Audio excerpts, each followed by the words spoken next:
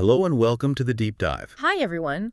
Today, we are getting ready for a special journey, maybe one that takes you up into the clouds. That sounds nice. We're going to talk all about traveling by airplane, and specifically, how knowing just a few simple English words can help you feel, more ready. More comfortably, yeah. For that big trip. Exactly. We're looking at some helpful information that you shared with us. It's all about flying and the basic English words and phrases that go with it. Right. It's sort of like a guide, really, for anyone who wants to understand and be understood when they travel by air. And our mission in this deep dive is pretty clear, isn't it? Yeah, I think so. We'll take the important ideas, the key words from these materials, and we'll explain them simply, like step by step. We really want to help you feel confident and prepared for your next airplane journey. We promise we'll go slowly. Like learning to walk one little step at a time. Yes. Yeah. And we'll use easy words so you can understand everything. No difficult stuff. Think of it like building blocks. Each word, each phrase, it's a block. And we'll put them together simply so you can build up your understanding piece by piece. And understanding these simple words, it's kind of like having a friendly helper with you on your trip. It really is. Yeah, it can make a big difference. So let's start at the beginning then. The material you shared talks about why. Why knowing simple English is helpful when you fly. Why is this actually a good idea for you? Okay, so the first big idea is about making things easy. The materials call it easy communication. Easy communication. Yeah, and what that really means is, well, just talking to people. Talking to people. Like who? Exactly. Like the people who work at the airport, maybe. Uh-huh. Or the people who help you on the airplane itself. Or even, other people traveling with you. Right. When you know some English, even just a little, you can ask them things. And they can understand you. Okay. And importantly, they can tell you things. And you can understand them. It just makes that whole back and forth talking much, much easier. Ah, I see. So, for example, imagine you arrive at the airport. You're looking for the place where you get on the plane. That place. What's it called? The gate. Right, the gate. So if you can just say gate, maybe show your ticket. Yeah. Someone can probably understand that and point you the right way. Exactly. Or if you need help finding your seat on the plane, you could show your ticket to the person working there, the cabin crew, and just say seat. Okay. That helps them help you find where you need to be. Simple questions then. Or just pointing while saying a simple word. That can open the door to getting help or finding your way. It really can. And it takes away some of that worry, doesn't it? That feeling of, oh no, I won't understand, or I can't ask. Yeah, that makes sense. It's about connecting. Connecting with people during your trip. Okay, what's the next reason the materials give? The next point is about having a better travel experience. Better experience. How? Wow. How does English help you enjoy the trip more? Well, think about all the words around you when you travel. It's not just what people say, right? There are signs everywhere. In the airport, signs tell you where to go for arrivals or departures. Right. Or a baggage claim. Exactly. And on the airplane itself, there are signs on the walls or above your seat. If you know some basic English words, you can read these signs and understand what they mean. Okay. It helps you know what's happening or just simply where you are. Oh, yeah. Signs are super important. If you're traveling somewhere, maybe in a country where English is common, the signs for the train or the bus or even just the restroom, they'll often be in English. That's a great point. So if you understand those simple words, you know how to find things, where to go next. It's not just about the plane, it's the whole trip. Right. And you might understand announcements, too, if they make them in English. Absolutely. And on the plane itself, maybe there's information on the screen in front of you in English. Like the movies. Yeah, or a menu for food. Knowing simple words lets you understand what you can watch or maybe what you can eat or drink. It helps you use everything that's available during your flight and during your whole trip, really. So understanding signs, announcements, menus, information, it lets you experience the place you're visiting and the journey itself more fully. You feel more connected. Precisely. It makes the world feel a little bit more open to you, less confusing. Okay, that's a good one. The third benefit, though, sounds very serious. It's staying safe. Yeah, this one's crucial. How does English help you stay safe when you fly? Well, safety is obviously the most important thing when you're traveling by airplane. Of course. And airplanes, airports. They have many, many instructions and signs. They're all there to protect everyone. Right. And these instructions, these signs, they are very often given in English. It's often the common language used internationally. Okay. So if you understand simple words like stop or exit, warning, maybe danger, you know how to react in a situation. You know what to do or what not to do.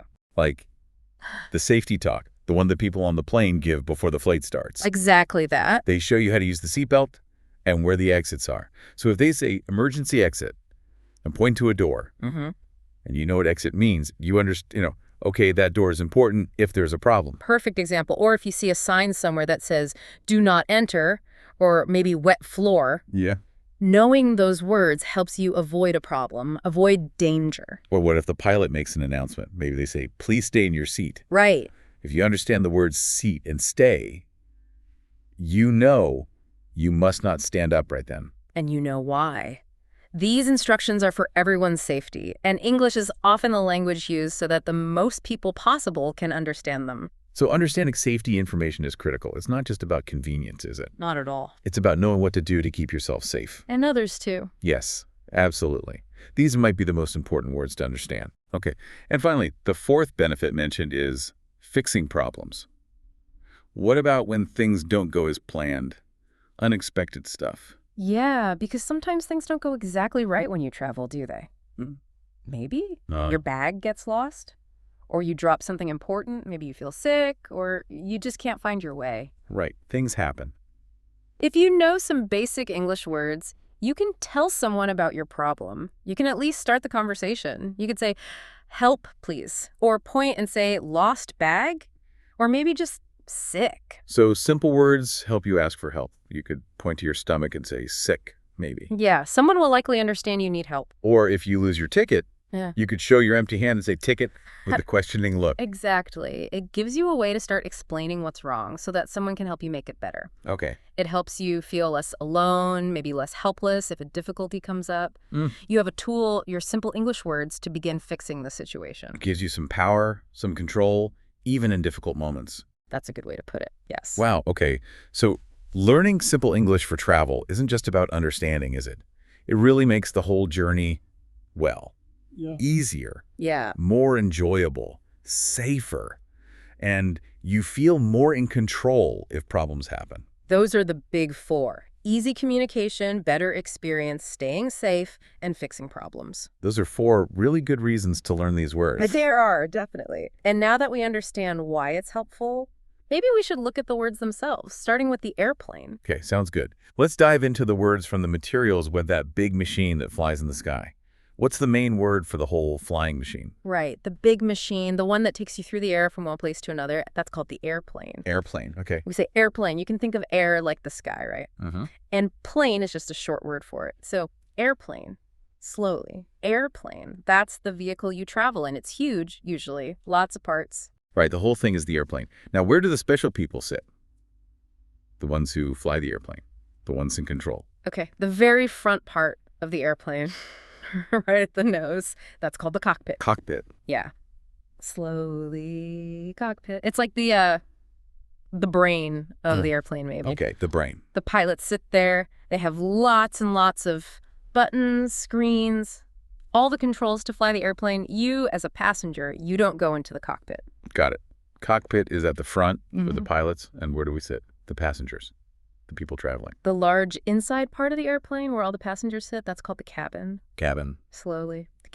The cabin is the whole area with all the seats, the walkways, the aisles, and the places where the airplane helpers, the cabin crew, work. This is where you'll spend most of your time during the flight, inside the cabin. Okay, cockpit for the pilots, cabin for the passengers. Clear.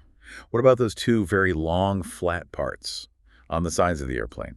The ones that help it fly. Ah, yes. Those are called the wings. Wings. Slowly. Wings. The airplane has two big wings, one on each side. They're really important.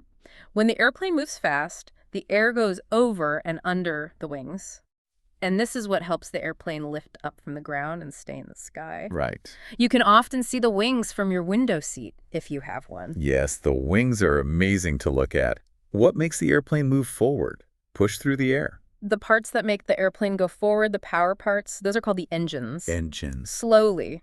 Engines. Most airplanes have two engines. Sometimes you see them under the wings, sometimes maybe at the back, near the tail. Okay. They are very, very powerful machines. They make a lot of noise, especially during takeoff, and they push the airplane forward. Think of them like the strong motors of the airplane. Got it. The engines provide the power to fly. Now, what about the part at the very back of the airplane? Way at the end, it often has the airline's picture or logo on it. That back part is called the tail. The tail? The tail. Yeah. The tail helps the airplane stay balanced, stable, while it's flying. It also helps the pilots control the direction the airplane is flying. You know, up and down a bit, side to side. It's important for control. The tail helps with balance and control. Okay. Now, when the airplane comes back down, lands, it needs wheels to move on the ground, right? Yes. What are those wheels called? The wheels the airplane uses to move on the ground when it's taking off or when it's landing are called the landing gear. Landing gear. Slowly. Landing gear. These wheels are usually pulled up, hitting inside the airplane when it's flying high in the air. Why? To make it fly faster, smoother, less drag. Then they come down again when the airplane is getting close to the ground, ready to land. So the landing gear is the airplane's wheels for the ground. Makes sense. Yeah. And finally, one of the best parts for many people, that small opening next to your seat where you can see outside. Ah, yes. The view. That is the window. Window. Slowly, window. The airplane cabin has many small windows, usually next to the seats. From your window, you can look out at the sky, maybe see the clouds below. Or the land. Or the land, yeah.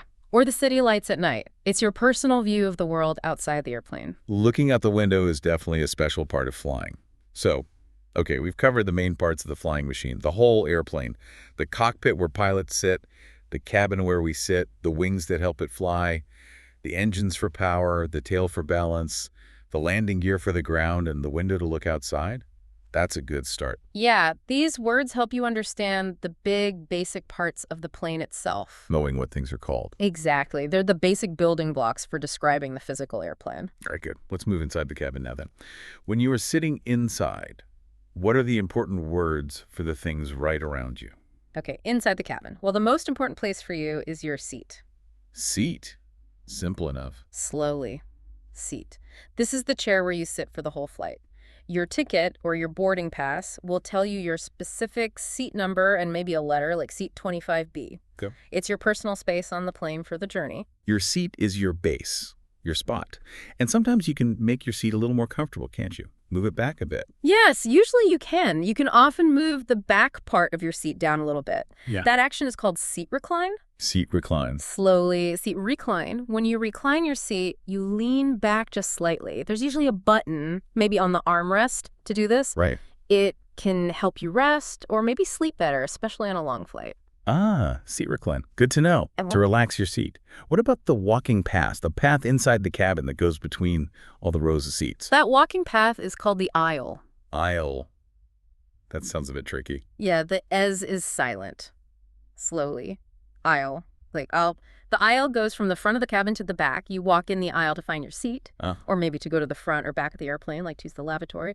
And the people serving drinks or food, they walk up and down the aisle, too. The aisle is the walkway. Got it. And above your seat, there are places to put your smaller bags, your carry-on. Yes, those storage spaces above you are called the overhead compartments. Overhead compartments. That's a bit longer. It is. Let's break it down. Slowly. Overhead compartments.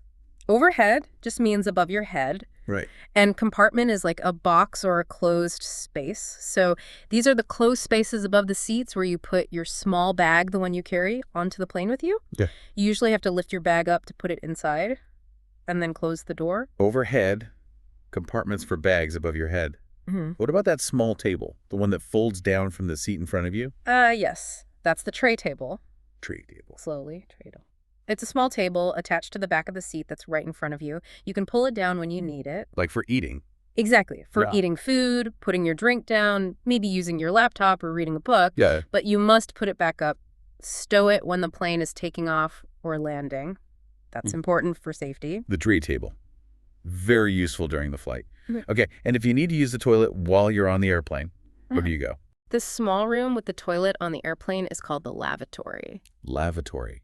not just toilet. Well, people might understand toilet or restroom, but on an airplane, the most common and specific word is lavatory. Slowly. Lavatory. Okay. There are usually lavatories at the front of the cabin and also at the back. You just wait outside the door if someone is inside. Look for the sign that says occupied or vacant. Lavatory is the airplane word for the toilet room. Got it. Now, something very, very important for safety, especially when the airplane is moving. Yes, absolutely crucial. That is the seatbelt. Seatbelt, like in a car. Exactly like in a car. Mm-hmm. Slowly. Seatbelt. It's the belt that goes across your body, usually your waist or lap.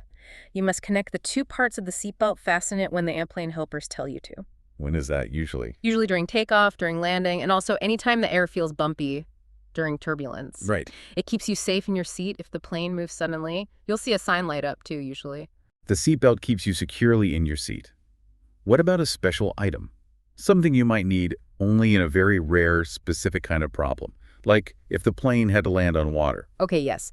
Under your seat, usually there is a life jacket. Life jacket. Slowly. Life jacket. A life jacket is a special vest, something you wear that helps you float in water. This is only for a big emergency if the airplane has to land on water. Hopefully never needed. Hopefully never. But the airplane helpers, the cabin crew, they will show you how to find it and how to put it on during the safety instructions at the start of the flight. A life jacket to help you float in water found under your seat. Okay. Okay. What if there's a problem with the air inside the airplane when it's flying really high? In that very rare situation, an oxygen mask will drop down from the ceiling from the panel above your seat. Oxygen mask. Slowly. Oxygen mask. Oxygen is the special part of the air we need to breathe. This mask gives you oxygen to breathe if the air pressure inside the cabin drops, if it's not good for breathing. What do? The safety instructions tell you. Pull the mask towards you first, then put it over your nose and mouth, and breathe normally. They always say put your own mask on first before helping others. An oxygen mask to help you breathe if needed comes from above. And the special doors, the ones only used in a really big problem. Those are the emergency exits. Emergency exits. Slowly, emergency exits. These are specific doors on the airplane. They are only used if there is a very serious emergency, like a fire, and everyone needs to leave the airplane very, very quickly and safely. Right. The cabin crew will show you where the closest emergency exits are to your seat during the safety briefing. Emergency exits are for leaving fast in an emergency. Okay, what about listening to music or watching movies without bothering other people? Ah, yes. You use headphones for that. Headphones. Slowly. Headphones. These are the small speakers you put on your ears, or sometimes little ones that go in your ears. Right, earbuds too. Many airplanes have systems where you can watch movies, listen to music, play games, and you need headphones to hear the sound privately, so only you hear it. Headphones for listening. And what are the movies and music and games called? The whole system. The movies, music, games, TV shows, all the things provided by the airline for you to enjoy while you're flying, that's called in-flight entertainment. In-flight entertainment. Makes sense. Slowly. In-flight entertainment. In-flight just means happening during the flight. And entertainment is fun things to watch or listen to. It helps make a long journey more enjoyable, passes the time. In-flight entertainment, the fun stuff to do. Before the flight starts, the airplane helpers always show you important rules. We mentioned this before. What are those called again? Those are the safety instructions. Or sometimes called the safety briefing or safety demonstration. Safety instructions. Slowly. Safety instructions. Yeah. These are the really important rules and information about what to do in an emergency, like how to use the seatbelt, the oxygen mask, the life jacket, and where those emergency exits are. The cabin crew demonstrates these instructions before the flight takes off. It's very important to pay attention. Safety instructions. The rules to keep everyone safe. Got it. What about the part next to your seat where you can put your arm down to rest? That's the armrest. Armrest. Slowly. Armrest. Your seat has armrests on the sides. You just put your arm on the armrest to be more comfortable. Sometimes you can move the armrest up or down, especially the one next to the aisle. The armrest for resting your arms. Simple. What if you feel cold during the flight? It can get chilly sometimes. It can. You can ask the cabin crew for a blanket. Blanket. Slowly. Blanket. A blanket is a warm, soft cover. You can use it to wrap yourself up if you feel cold in the cabin. Just ask politely. A blanket to stay warm. What if you want to rest your head? Or sleep better? You can also ask for a pillow. Pillow. Slowly. Pillow. A pillow is just a soft support for your head. It can make sleeping or just resting in your seat much more comfortable, especially on longer flights. A pillow for your head. Okay. Now, what if you want to read a book, but the main cabin lights are turned down low? Good question. Usually above your seat, there is a reading light. Reading light. Slowly. Reading light. It's a small personal light that you can turn on or off yourself. There's usually a button for it right there. It points down towards your seat so you can read without bothering other passengers who might want to sleep in the dark. A reading light just for you. Handy. What if you need an airplane helper to come to your seat? Maybe you want that blanket or have a question. There's a button for that too. It's the call button. Call button. Slowly. Call button. This is usually a small button, often above your seat near the reading light. It might have a picture of a person on it. If you push the call button, a light turns on somewhere, or a sound might chime, and one of the cabin crew will come to your seat to see what you need. A call button to ask for help from the cabin crew. Okay. What about that pocket, the one on the back of the seat in front of you? Ah, yes. That's the seat pocket. Seat pocket. Slowly. Seat pocket. It's literally a pocket or maybe a fabric bag attached to the back of the seat directly in front of where you're sitting. What's it for? You can put small things in it. Usually you'll find the safety card there, maybe an airline magazine. All right. But you can also put your own small things there, like a book, a bottle of water, maybe your headphones when you're not using them. Just remember to take your things out when you leave. Good tip. The seat pocket. Useful for keeping small things close. What about the cover for the window? To make it dark or bright? That cover is the window shade. Window shade. Slowly. Window shade. It's the cover that you can pull down over the window to block the light from outside, maybe if it's too sunny or you want to sleep, or you push it up to see out. Okay. Sometimes the cabin crew will ask everyone to open their window shades for takeoff or landing. That's for safety, so everyone can see outside. Window shade for the window. Okay. Now, something a bit more technical. The air you breathe inside the airplane when it's flying really high up. Right. The air outside, way up high, is very thin. You can't breathe it easily. So the airplane controls the air inside the cabin so you can breathe normally. This controlled air is related to the cabin pressure. Cabin pressure. Slowly, cabin pressure. The cabin is pressurized. That means the air inside is kept at a comfortable pressure, more like the air closer to the ground. This is why your ears might feel funny sometimes during takeoff or landing. The pressure is changing. Cabin pressure makes the air inside okay to breathe high up. And finally, that feeling. Sometimes the plane shakes a bit, feels bumpy. Yes, that feeling is called turbulence. Turbulence. Slowly. Turbulence. Turbulence happens when the air outside the airplane isn't smooth. It's moving around in an uneven way. Think of it like hitting small bumps on a road, but you're in the air. Is it dangerous? It can feel a bit unsettling, but it's usually perfectly normal and safe. Airplanes are built to handle it. The pilots are trained for it. They might turn on the seatbelt sign during turbulence. The pilot or cabin crew might also announce when you are experiencing it. Turbulence is the bumpy feeling in the air. Okay. Wow, that was a lot of words just for things inside the cabin. Let's recap quickly. Seat recline, aisle, overhead compartment, tray table, lavatory, seatbelt, life jacket, oxygen mask, emergency exit, headphones, in-flight entertainment, safety instructions, armrest, blanket, pillow, reading light, call button, seat pocket, window shade, cabin pressure, and turbulence. Phew. Yes. Knowing these words really helps you understand the space around you on the plane and what the airplane helpers are talking about. It definitely helps you feel like you know your way around the inside of the plane. Makes it less mysterious. Okay, let's shift gears a little bit now. Let's talk about the people who help you, the important papers you need, and some words about your trip itself, the journey. Right. Good idea. First, the people.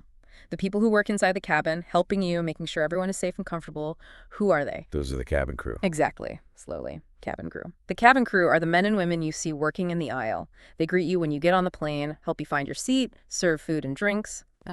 And they are trained to help in any situation, especially if there's an emergency. Sometimes they are called flight attendants. Cabin crew or flight attendants?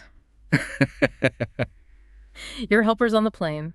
And who is responsible for actually flying the airplane? The main person, the one who flies the airplane from the cockpit, is called the pilot. Pilot. Slowly. Pilot. The pilot is in charge of the flight. They talk to the people on the ground who control the air traffic, and they make sure the airplane flies correctly and safely all the way to your destination.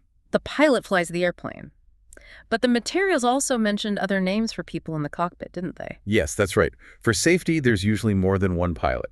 The second pilot, the one who helps the main pilot, is often called the co-pilot. Co-pilot. Slowly. Co-pilot. Sometimes this person is also called the first officer. Slowly. First officer. Okay, co-pilot or first officer? And the main pilot, the person with the highest responsibility, the boss in the cockpit, is called the captain. Slowly. Captain. Aw, the captain. So you usually have the captain, and helping them is the co-pilot or first officer. They are all pilots, they all fly the plane, but the captain is the one ultimately in charge of the flight. Okay, captain is the boss pilot, co-pilot first officer helps, important people up front. Now let's talk about important papers. Documents you need. What's the paper or maybe the thing on your phone that lets you get onto the specific airplane? Ah, yes, that is your boarding pass. Boarding pass. Slowly. Boarding pass. This is a really important document. It might be printed on paper or it could be digital on your phone screen. Yeah. You need to show it to the person at the gate just before you walk onto the airplane. Why?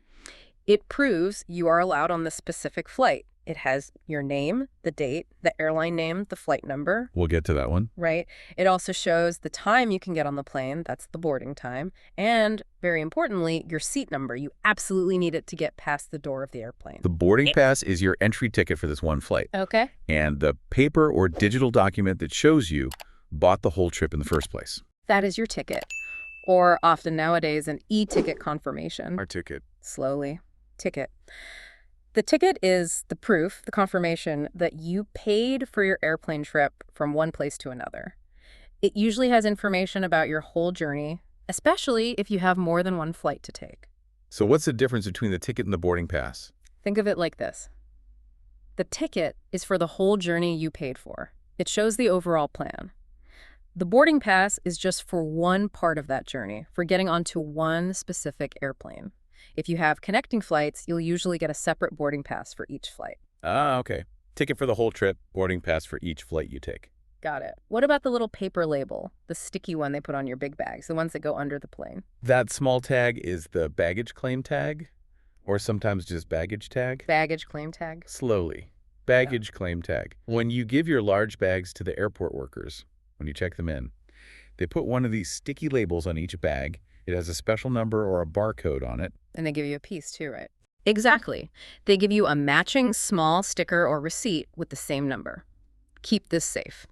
After you land, you'll need the number on your part of the baggage claim tag to find your bag on the moving belt, the carousel. It also proves the bag is yours if there's any confusion. Baggage claim tag, very important to get your big bag back safely. Okay, speaking of bags, there are different types based on where they go on the plane, right? Yes, there are two main types you need to know about. First, the small bag you take with you inside the cabin, the one you take onto the airplane with you. That's called your carry-on bag. Carry-on bag. Slowly. Carry-on bag. Because you literally carry it on the plane yourself. This bag stays with you, you take it to your seat, and you store it either in the overhead compartment above you or sometimes under the seat in front of you if it's small enough. Carry-on bag, the one you keep with you. And the bigger bags, the ones you give to the airport people to put underneath the plane. Those are called your checked bags. Oh. Or checked luggage. Checked bag. Slowly. Checked bags. You check these bags in when you first arrive at the airport, usually at the airline counter. You give them to the airline workers, they weigh them, put the tags on, and then they take them away. Where do they go? They travel in a special part of the airplane called the cargo hold, which is underneath the cabin. You cannot get these bags during the flight. You only collect your checked bags after you land at your final destination, usually at the baggage claim area. Checked bags are the big ones that travel separately and you get them back at the end. Yeah. Okay, let's talk about time now. Important times. What is the time when you can actually start walking onto the airplane, getting on board? That time is called boarding time. Boarding time. Slowly boarding time. This is the specific time when the airline starts letting passengers get onto the airplane at the gate. It's really important to be at your gate before the boarding time starts. Why before? Because they need time to check everyone's boarding pass, and they will close the door after a certain point, even if the plane hasn't left yet. Your boarding pass will show your boarding time. Don't be late for it. Boarding time is when they open the door for people to get on. Be early. Okay, what about the time when the airplane actually plans to leave the airport? Push back from the gate. That time is the departure time. Departure time. Slowly. Departure time. This is the planned time when the airplane is scheduled to push back from the gate and begin its journey. You must be on the airplane, seated, before the departure time. It's usually a little bit after the boarding time ends. Your ticket and your boarding pass will both show the departure time. Departure time is when the plane is scheduled to leave, and the time it plans to arrive at the place you are going. That time is the arrival time. Arrival time. Slowly. Arrival time. This is the planned time when the airplane is expected to land at the airport at your final destination. It marks the end of your flight in the air. Keep in mind, this is the landing time. It might take a little longer to get off the plane and to the terminal. Arrival time is when you're planned to get there. Yeah. Okay. How do you know which specific trip the airplane is taking? There are so many flights. Right. Every single airplane trip has its own special name, which is usually a combination of letters and numbers. This is called the flight number. Flight number. Slowly. Flight number. For example, it might be something like BA249 or UA87D. The letters usually stand for the airline name, like BA for British Airways, UA for United Airlines, and the number is for that specific route on that day. Okay. This number is unique to your trip. You'll find your flight number on your ticket and on your boarding pass. You'll also see it on the big information screens at the airport, which tell you the status of your flight or which gate to go to. It's how you identify your flight among all the others. The flight number is the unique name for your journey. Very important. And where are you going? What's the word for the final place? The place where you are traveling to, the city or the airport where your trip ends, that's called your destination. Destination. Slowly. Destination. It's the final stop of your airplane journey, where you want to end up. Destination is where you're going. Simple. Now, what if your trip isn't simple? What if it involves stopping at an airport between your starting point and your destination? Okay.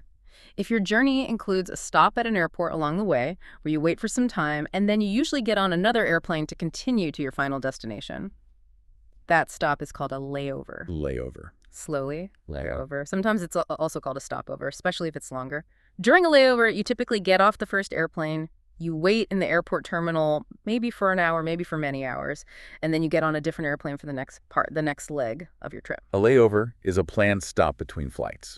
So if your trip does not have a stop like that, if you go straight there. A trip that flies straight from your starting airport to your destination airport without any planned stops where you get off or without changing planes is called a direct flight. Direct flight. Slowly. Direct flight. This is usually the simplest type of flight because you stay on the same airplane. Sometimes a direct flight might make a very brief stop somewhere to pick up more passengers, but you usually don't get off the plane. It's going directly from A to B on one plane. Direct flight. Basically, straight there, no changing planes. And the other kind, where you do have a layover and you do change to a different airplane. That kind of trip where you stop, have a layover, and then get on a different airplane is called a connecting flight. Connecting flight. Slowly. Yeah. Connecting flight, because you connect from your first flight to your second flight, or maybe even a third flight during your layover at that middle airport. You make a connection. Connecting flight involves changing planes during a stop. Okay. Now, fast forward. You've arrived. You've landed. How do you get your checked bags back? Those big ones. Right. After you land and get off the plane, you follow the signs for baggage claim. This is a special area in the airport arrival hall. Here, you need to look for the baggage carousel. Baggage carousel, what's that? Slowly. Baggage carousel. The baggage carousel is a large moving belt, usually going around in a circle or an oval shape.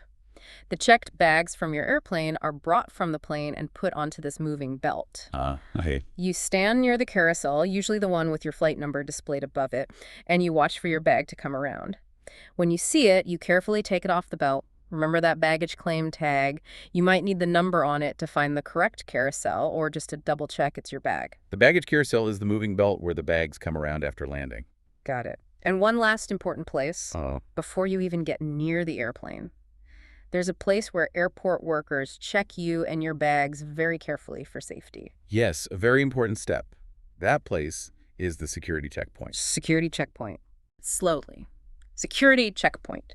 Everyone who flies, all passengers, must pass through the security checkpoint before they can go to the gates where the airplanes are.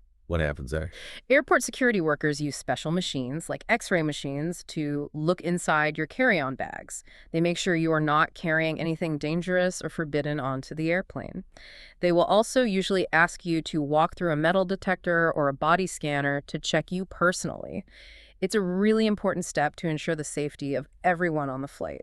Security checkpoint where they check you and your bags for safety before you get to the plane. Wow, okay.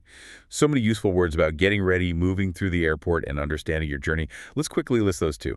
Cabin crew, pilot, co-pilot, first officer, captain, boarding pass, ticket, baggage claim tag, carry-on bag, check bag, boarding time, departure time, arrival time, flight number, destination, layover, direct flight, connecting flight, baggage carousel, and security checkpoint. That's a lot.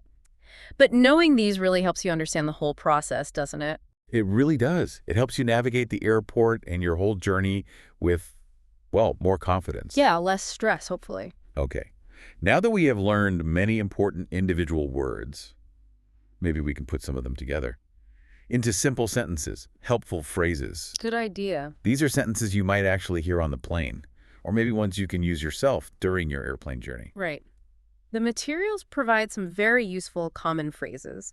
Learning these lets you use the words we just learned in real situations. Makes them practical. Okay, let's start with the first phrase they suggest. May I have a blanket, please? Okay. Repeat slowly. May I have a blanket, please? This is a really nice, polite way to ask the cabin crew for a blanket. We already learned what a blanket is, right? That warm cover. Yeah. The phrase, may I have, is a polite question. It just means, can you give me? And adding please at the end makes it very polite. So, when would you use this? You'd use this phrase when maybe a cabin crew member is walking by in the aisle and you feel a bit cold. You could catch their attention politely, maybe say, excuse me, and then ask, may I have a blanket, please? May I have a blanket, please? Simple, polite, and gets you something warm. Good one. Let's try another. Can I get something to drink? Right. Repeat slowly. Can I get something to drink? This phrase is how you ask the cabin crew for a drink. We know that something to drink just means any kind of drink, maybe water, juice, soda, tea, coffee, whatever they have. And can I get? Can I get is another common and polite way to ask for something, similar to may I have. You might use this phrase when the cabin crew comes through the aisle offering drinks during the flight.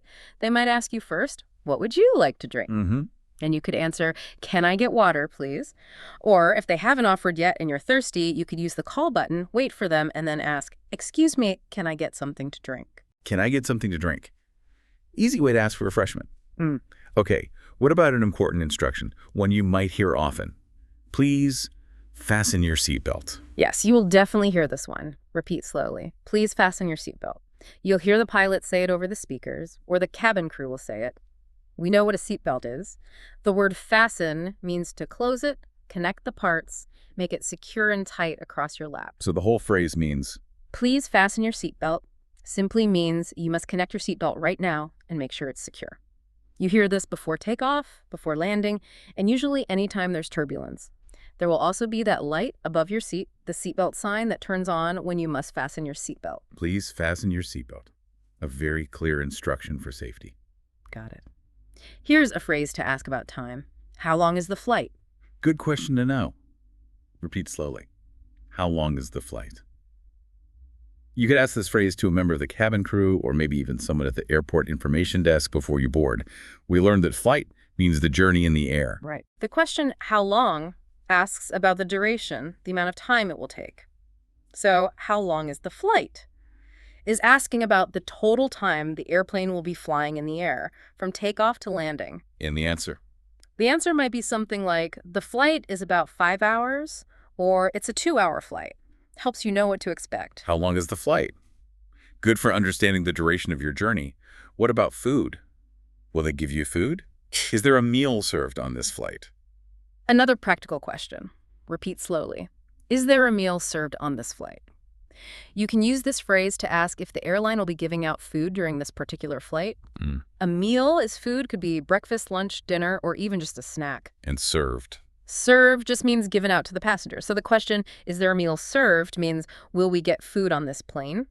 Airlines often provide meals on longer flights, but maybe not on very short ones. When would you ask this?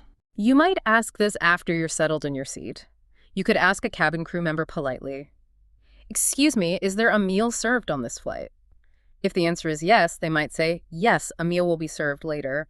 Or they might say, "No, only drinks and snacks are available." Is there a meal served on this flight? Yeah. Good to know if you should expect food or maybe buy something before you get on. Okay, practical need. Where do you go if you need the toilet? Where is the lavatory? Very important one. Repeat slowly. Where is the lavatory room? This is how you ask for the location of the lavatory. Remember, lavatory is the airplane word for the toilet room. Right. The question "where is" asks for the place, the location. You'd use this phrase if you need to go to the toilet during the flight. You can ask any cabin crew member you see, "Excuse me, where is the lavatory?" And they'll tell you. Yes, they will point or tell you the direction. They might say the lavatory is at the back, meaning towards the tail of the airplane, or it's at the front, near the cockpit. Where is the lavatory? A very practical question. Now, what if you don't like your seat? Well, you want to sit somewhere else. Can I change my seat? Okay, sometimes people want to do this. Repeat slowly. Can I change my seat? This phrase is how you ask the cabin crew if it's possible for you to move to a different seat. We know what a seat is. Change my seat means move from your assigned seat number to a different one. Why, might you ask? Maybe the seat next to you is empty and you'd like more space. Or maybe you want to sit closer to a friend or family member who is somewhere else. When should you ask? It's best to ask the cabin crew politely after everyone seems to be on the plane, maybe just before the doors close or perhaps after takeoff when the seatbelt sign is off. You could say, "Excuse me, can I change my seat?" What might they say? They might say, "Let me check if that's possible," or "Maybe later after we are flying," or sometimes, "No, sorry, the flight is full, all seats are taken," or, if you're lucky, "Yes, that seat is free, you can move there." It depends on the situation. Can I change my seat? Worth asking politely if you need to. Okay, what about an instruction you might hear if you are standing up when you shouldn't be? Maybe the seatbelt sign is on.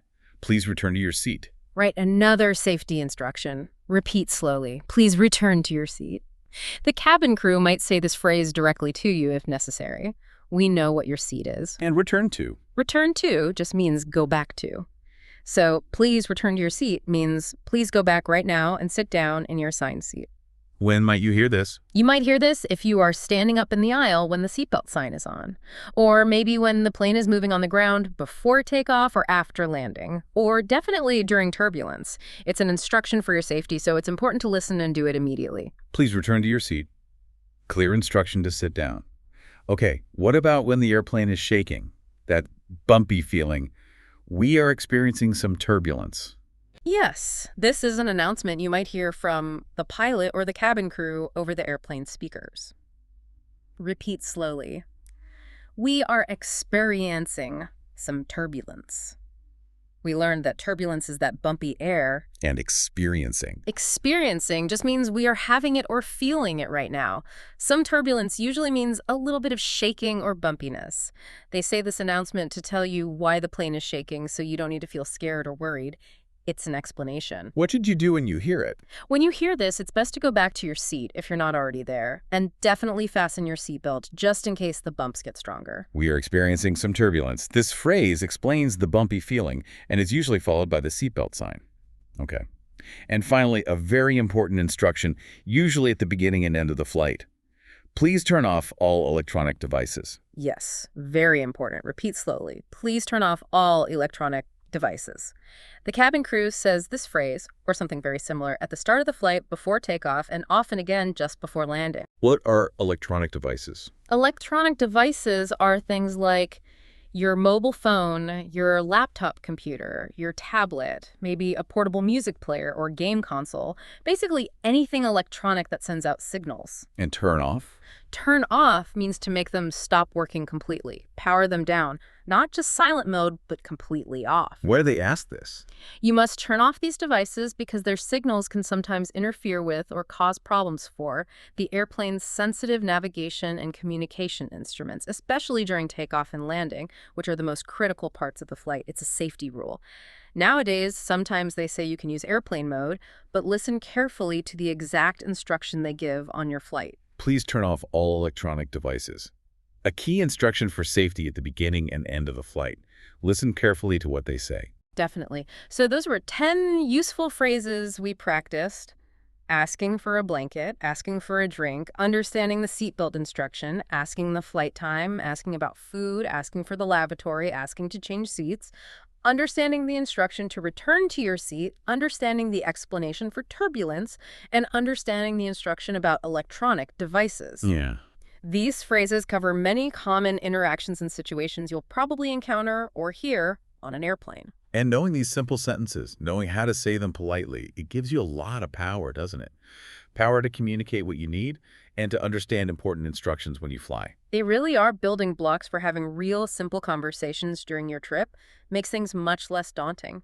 Well, we've certainly taken a good, close look today at using simple English for airplane travel. We started by understanding why it helps, how it can help you feel more confident, more comfortable, and safer during your journey. And we learned many simple English words, didn't we? Step by step.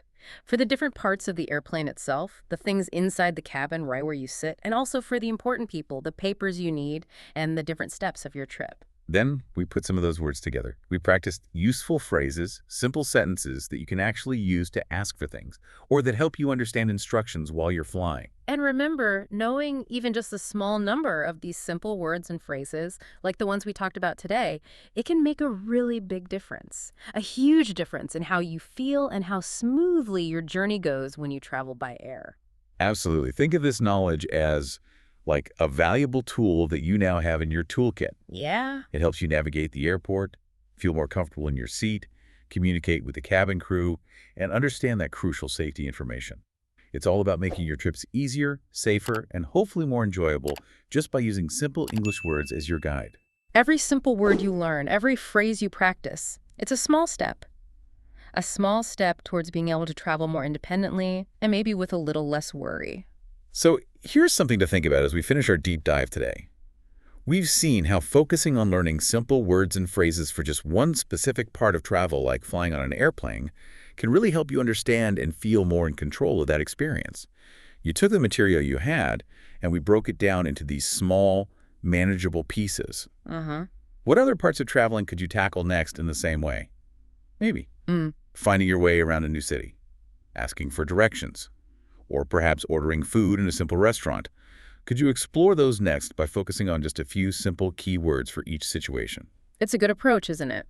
Learning grows by taking those small, clear steps, focusing on one area at a time, just like we did in our deep dive today. This process you can apply to learning almost anything new, really. That's true. Well, thanks for joining us for this deep dive. Yes, thank you. And we wish you very confident and very safe travels on your next airplane journey.